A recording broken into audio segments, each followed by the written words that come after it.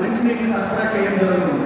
ఈ పథకం ద్వారా దాదాపు ప్రస్తుత అంచనా జనాభా ప్రకారం 6 లక్షల.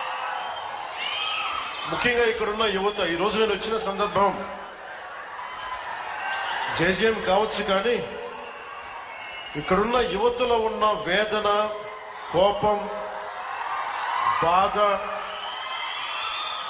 ఆంధ్రప్రదేశ్లోనే మా ప్రకాశం జిల్లా ఇంత నిర్లక్ష్యానికి ఎందుకు గురి కాబడింది, దశాబ్దాలుగా ఉన్న వెలుగొండ ప్రాజెక్టు ఎందుకు చేయలేకపోయారు, పరిశ్రమలు పక్కన పెట్టండి, ఇంత ఉపాధి అవకాశాలు మాకు ఎందుకు కల్పించలేకపోయారు, ఊళ్ళకి ఊళ్ళు ఖాళీ అయిపోతా ఉన్నాయి, వలసలకి మేము వేరే ప్రాంతాలకు వెళ్లాల్సి వస్తుంది. ఇలాంటి నేపథ్యంలో మీ ఆవేదన, మీ కష్టం, మీ బాధ బాగా అర్థం చేసుకున్నవాడిని.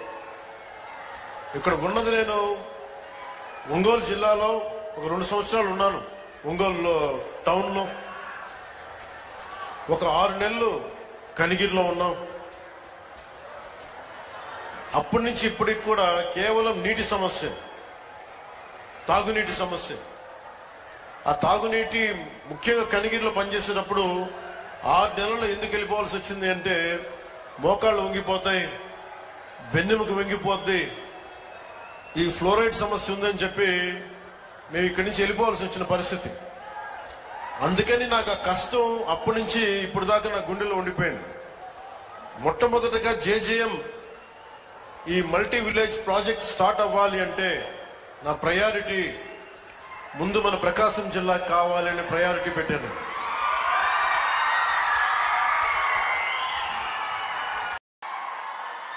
అంటే ఒక పని చెయ్యాలి అంటే ఇన్ని శక్తులు గుమిగూడా.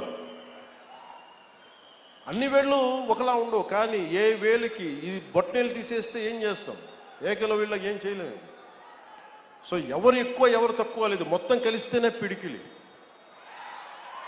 కూటమి అంటే పిడికిలి, దీన్ని గుర్తుపెట్టుకోండి. అంతేగాని కూర్చోబెట్టి పంచాయతీ స్థాయిలో ఉన్న జనసేన నాయకులు కావచ్చు, తెలుగుదేశం నాయకులు కావచ్చు, భారతీయ జనతా పార్టీ నాయకులు కావచ్చు, మద్దతుదారులు కావచ్చు, చిన్న చిన్న ఇబ్బందులు ఉంటే అందరం పరస్పరం మాట్లాడుకొని ముందుకు తీసుకెళ్దాం. మన ఆబ్జెక్టివ్, మన గోల్ ప్రజలకి న్యాయం చేయటం. ముఖ్యంగా